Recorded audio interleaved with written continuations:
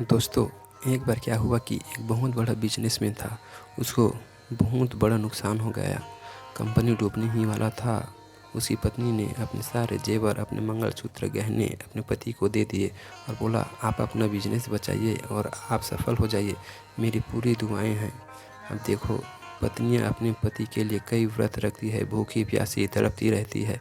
फिर पति ने उसके गहने गिरवी रखकर उस पैसे से अपना बिजनेस फिर से खड़ा किया। काफ़ी अच्छा हो गया, काफ़ी बड़ा फ़ायदा हुआ। फिर पति ने अपनी पत्नी का गहना वापस लाए जो गिरवी रखे थे और नया भी बनवाए, और वह पुरुष अपनी पत्नी का ऋणी हो गया। बहुत प्यार करता था अपनी पत्नी से, बहुत लगाव था उन दोनों पत्नी पत्नियों में। एक दिन क्या हुआ कि उसकी पति अपने ऑफिस में बैठा हुआ था, तभी एक सुंदर सी लड़की आई और बोलने लगी कि साहब, हमें काम पर रख लो। और वो साहब काम पे रख लिया, 15,000 महीने का देने लग गया। पर उस लड़की तो किसी और उद्देश्य से आई थी, इसलिए वह काम कम करती थी और उस पुरुष को दिन भर देखती थी। किसी काम के बहाने बार बार उनके पास आकर उनको कभी छूने की कोशिश करती थी, लेकिन पुरुष तो पुरुष होता है। धीरे धीरे वह भी देखने लगा। दोनों एक दूसरे को समय देने लग गए। कभी चाय पर जाते थे, कभी घूमने के लिए जहाँ भी जाते थे साथ में जाने लग गए, और पुरुष उसको घर भी छोड़ने जाता था। धीरे धीरे दोनों करीब आने लग गए और दोनों में प्यार भी हो गया। दोनों ने अपना रिलेशनशिप भी शुरू कर दिया। एक दिन लड़की ने कहा, हमसे आप शादी क्यों नहीं कर लेते? आपकी पत्नी तो पुरानी हो गई है, हमसे शादी कर लो। पुरुष तैयार हो गया। महिला के चक्कर में जो पड़ जाता है वह किसी का नहीं सुनता। वह पुरुष फंस गए उस झूठी महिला के चक्कर में। फिर दोनों ने शादी की तारीख भी फिक्स कर लिया। फिर लड़की ने कहा, तुम्हारी तो पत्नी है, शादी तो तभी कर सकते हैं जब आप अपनी पत्नी से तलाक लोगे। अब उस महिला के सामने चुनौती यह था कि उसकी पत्नी उससे बहुत प्यार करती थी और एकदम सती सावित्री थी। सपने में भी पराये पुरुष के बारे में नहीं सोचती होगी। इतनी अच्छी पत्नी है, ऐसी पत्नी को छोड़कर वह वैश्या के चक्कर में फंस गया। फिर भी वह पुरुष हिम्मत जुटाने लगा कि कैसे मैं अपनी पत्नी से कहूँ कि मैं तुमसे तलाक लेना चाहता हूँ। तभी घटना घट गई दूसरी। उसकी पत्नी को कुछ दिनों से पेट में बड़ा दर्द था। डॉक्टर के पास चली गई बिना अपने पति को बताए। डॉक्टर ने उसके ब्लड टेस्ट किया तो पता चला कि इसकी तो ब्लड में कैंसर है। फिर डॉक्टर ने कहा, कैंसर इतना ज़्यादा फैल चुका है कि इसकी कोई इलाज नहीं है, कोई दवा काम नहीं करेगी। ज़्यादा से ज़्यादा 7 दिनों की ज़िंदगी है, आपकी 7 दिनों बाद आपकी मृत्यु हो जाएगी। यह बात पत्नी को पता चल गई कि मुझे ब्लड कैंसर है। इसने अपने पति को नहीं बताया कि कहीं मेरे पति टेंशन ना पा ले। उसे क्या पता था कि मेरे पति तो मेरे को तलाक देने वाला है। उसे कोई खबर नहीं था। यह घर चले आए। आज उसके पति ने मूड बना रखा था कि आज मैं इससे मैं तलाक लूँगा, और इधर पत्नी ने सोचा कि मैं अपने पति को बताऊंगी कि आपका हमारा रिश्ता बस 7 दिन का है। अब यहाँ देखो, पत्नी सोच रही थी कि मैं अपने पति से कैसे कहूँ कि हम आपसे बिछड़ने वाले हैं, और इधर पति सोच रखा था कि आज मैं इसे तलाक लूँगा। पत्नी क्या सोच रही थी कि मैं आज इसे जब बताऊंगी तो मेरे पति की आंखों से आंसू रुकेंगे नहीं। देखो, महिला का मन कितना अच्छा था कि वह पति के लिए क्या सोच रही थी और पति के मन में क्या कपट भरा हुआ था।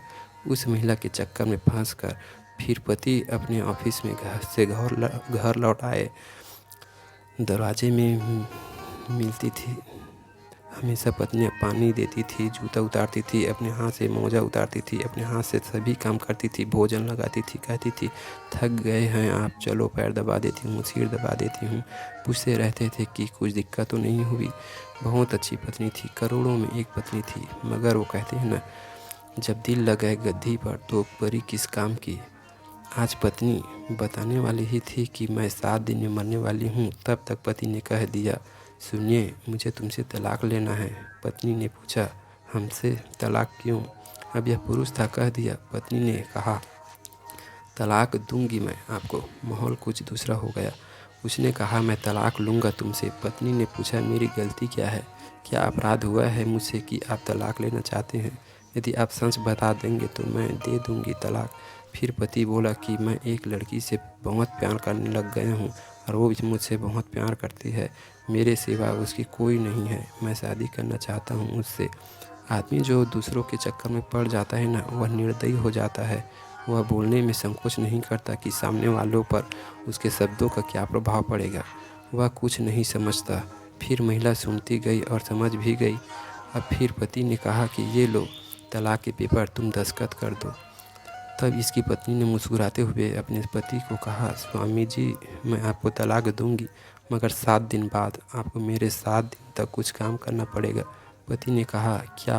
पत्नी ने कहा, 7 दिन तक आप मेरे साथ केवल प्यार की बात करेंगे, साथ में रहेंगे, प्यार की बातें करेंगे और जैसा आप मेरे साथ पहले रहते थे वैसे ही रहेंगे। फिर मैं 7 दिन बाद आपके पेपर में जहाँ बोलोगे वहाँ दस्तखत कर दूंगी। उनका एक छोटा सा बच्चा भी था। उस पुरुष को लगा, चलो बात 7 दिन का है, कोई बात नहीं, निकल जाएगा। बड़ा खुश हुआ। कोई बात नहीं, पत्नी मान गई अपनी मर्जी से। पहला दिन गुजर गया।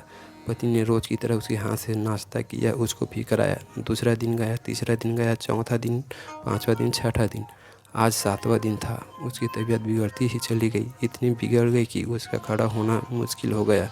उस महिला ने फिर बेड में लेटकर एक पत्र लिखा अपने पति को। अब बिस्तर में पड़ी थी। बेटा स्कूल गया था। दिन के लगभग 12 बज रहे थे। फिर उसके पति के दिमाग में अचानक से ठनका।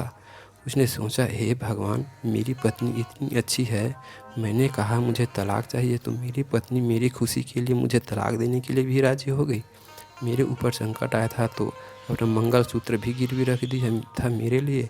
आज तक क्या कुछ नहीं किया मेरे लिए। सुख दुख में मेरी पत्नी मेरे संग खड़ी रही।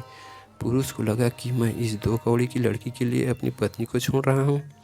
उसको लगा कि मैं गलत काम तो नहीं कर रहा हूँ। उसको समझ में आ गया कि मैं अपनी पत्नी के साथ गलत कर रहा हूँ। उसके बाद तुरंत उस महिला के चक्कर में फंसा था बाहर आया। फिर पता चला कि उसकी तो धंधा थी कि हम जैसे लोगों को फंसा कर पैसा लूटना। फिर भगाया अपनी कंपनी से उसको और दौड़ते दौड़ते गया अपनी पत्नी के पास। आज 7वां दिन था। आज वह मुझे तलाक देगी ना तो मैं बोल दूँगा मैं तो मजाक कर रहा था। फिर घर पहुँचा तब देखा कि दरवाज़ा खुला हुआ था, रोज़ बंद रहता था तो घंटी बजाता था तो पत्नी आती थी। आज खुला है, सारे दरवाजे, पूरे घर के दरवाजे खुले हुए। फिर देखा कि किचन में नहीं है, बाहर नहीं है, आंगन में भी नहीं है। फिर आवाज़ लगाया, हे भाग्यवान, कहाँ हूँ? फिर कहीं नहीं दिखा। वह अपने बेडरूम में पड़ी हुई थी।